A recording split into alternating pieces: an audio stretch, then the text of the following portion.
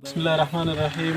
د لوړو زده کړو وزارت محترم علمي معین لطفالله خیرخوا صاحب ته ښه راغلاست وایو د خوږیاڼو میلمه پالې او جهاد پرورې سیمې ته. دا چې مولوي صاحب محترم تاسو تېره ورځ د سلیمان خېلو تنګي ته د تورې ګوړې ساحې ته د شهیدانو کورنیو د شهیدانو د بچیانو کتلو دپاره لاړ وئ. لومړی تاسو د راتګ نه او د خلکو د پوښتنې نه ډېره مننه کوو. الله تعالی امر کله راوله. څه احساس مو وکړ چې دلته راغلی د کابل نه دومره زحمت مو وویستل؟ بسم الله الرحمن الرحیم. لومړی خو دا ده چې دغه سیمې دا د موږ تاسې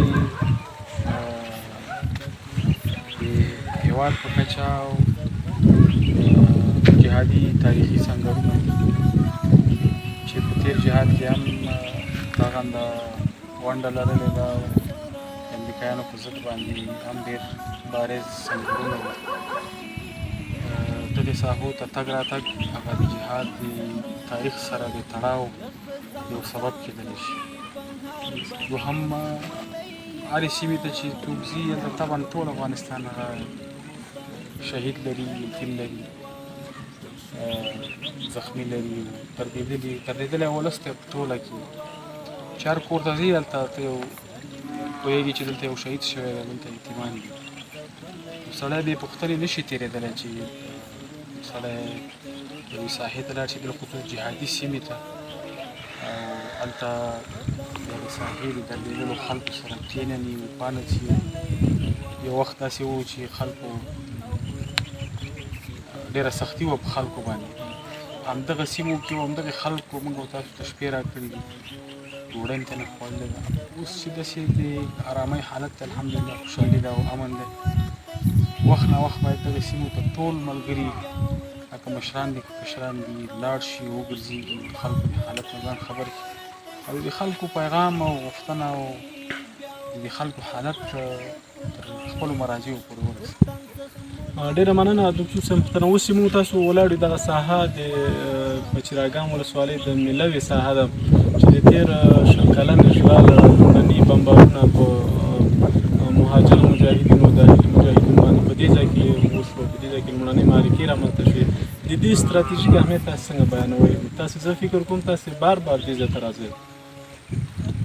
زه خپله د دې ساحو په اړه یو جلا فکر لرم. موږ او تاسې که خیال هم کړی وي کردار انسانانو پورې خاص کړو.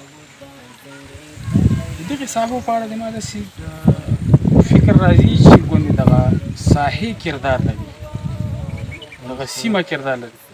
شاید تا سره پوښتنه راوځي چې ښه اوس دا ساحه خو په حرکت نه ده، ساحه سیمه ده، مطلب موږ ووایو چې دا جامد حالت لري او نه فکر کولی شي. څنګه دعوه کوي چې دا ساحه کردار لري؟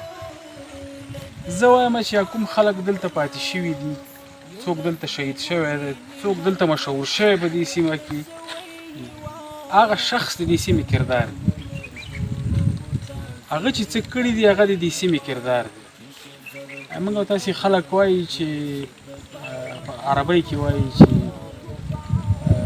رجال الجبال جبال الرجال، د غرونو سړي دا د سړیو غرونه دي. غر او دغه سخته ساحه چې موږ وایو کاڼ دی او غر دی او ځنګل دی او هغه د سختۍ ټول هغه پکې راجمع دي. دا د ثبات معنا ورکوي، د ټینګار معنا ورکوي، اصرار معنا ورکوي. مثلا که ټوله دنیا د غره پسې راوخوځېږي دا غر د ځای نه نشي خوځېدلی. د غره خلک هم همداسې دي چې یوه خبره کوي، سپینه خبره کوي، پاکه خبره کوي. نو څوک چې په دې ساحه کې پاتې شوي دي، خلک په دې ساحه کې مشهور شوي دي، کومو خلکو چې دلته اتلولۍ کړي دي، هغه دغې ساحې ټوله نړۍ وخوځوله. دا د دې ساحې کردار دی. نو دلته زه وایم چې د دې ساحو سره تړاو تګ راتګ شاید انسان ته کردار ورکوي، انسان د خپل مسیر سره تړلی پاتې کړي. هغه تعهد چې انسان وخت کوي شاید هغه تعهد بار بار ته ور یاد شي. او هغه ستر خلک چې نن سبا نشته په نړۍ کې الله تعالی دې وبخي الله تعالی دې قربانۍ قبولې کړي د هغې خلکو د ستړیاو قدرداني په دغه طریقه شاید وشي او لار دا او د هغې خلکو د فکر امتداد په همدې راځي چې دغه محسوسه کړلی شي چې هغه فکر یو بل نسل ته انتقال شوی که د دې سیمو سره د موږ داسې تړاو نه وي شاید هغه فکر د هېرولو یو هغه حس شي او بوی حس شي خو ټول مجاهدین باید دغه مراکز ژوندي وساتي لاړ شي او راشي چې خلک پوه شي چې دا فکر د هغه پر مخ د دې نړۍ به بیا کړې ختم شر فساد جهاد الجهاد جهاد الجهاد جلال آباد کې ولسي غونډه هوسا ولس او مسؤل نظام په ټوله برابره کړې وه که ولس قشر چې د ټولو قشرونو نه خلکو خبرې غوښتنې وکړې د هغې نه وروسته فراحي صاحب دلته د تورې ګوړې ساحې ته د سلیمان غیب تنګي ته د شهیدانو کورنیو د شهیدانو قبرونو او د دوی د بچیانو کتلو دپاره دلته راغلو د سلیمان غیب تنګي نه وروسته د ملوي سیمې په لارو چې دلته د شیخ صاحب مجاهدین او د خالص بابا مجاهدینو دغه سنګرو د اوسېدو ځایانې وو فراحي صاحب ښه راغلاست وایي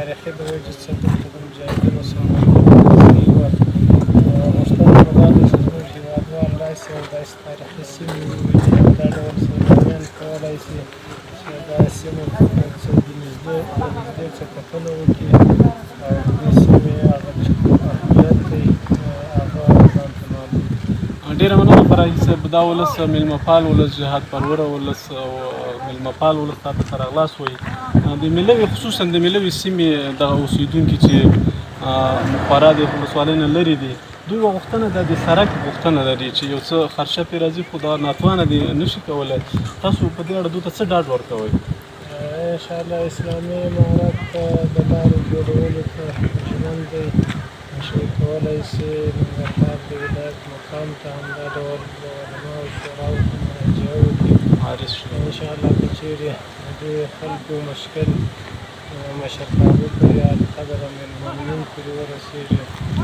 زه متحد یم چې دوی د لارې دا ستونزه او مشکل ډېره مننه فراحي صاحب یو بل مشکل د خوږیاڼي ولس یا د سپین غر لمنې چې دا په هوسا ولسمونډه کې هم دا غوښتنې د مشرانو دفاع نه وشوې چې دغه مختلفو تنګیو کې اوبه په سیلي کې ډېرې راځي بیا دغه د اسد او سنبلې میاشت کې بیخي اوبه نه وي وچکالي وي نو دلته سروې هم شوې وه فکر کوم دوی وویلې چې 15 ډیمونه سروې شوي نو د دې لپاره تاسو دې ولس څه ډاډ ورکړئ چې تر څو دغه اوبه مهار او کنټرول مدیریت شي دا واقعا یو اړتیا ده موږ دا سیمه ولیدله او دا پسرلي په وخت کې ډېرې اوبه وي امیدوار یو چې اسلامي امارت دې ته توجه وکړي د ډیمونو د جوړولو دپاره ځکه که دا اوبه کنټرول نه شي راونه ګرځول شي آینده کې خدای مکړه موږ د یو غټو ستونزو سره مخامخ کېږو ځکه ورځ تر بلې د وچکالۍ اثرات ښکاره کېږي او بارانونه ډېر کم وي ډېره مننه فراحي صاحب هر کله راشئ ډېره مننه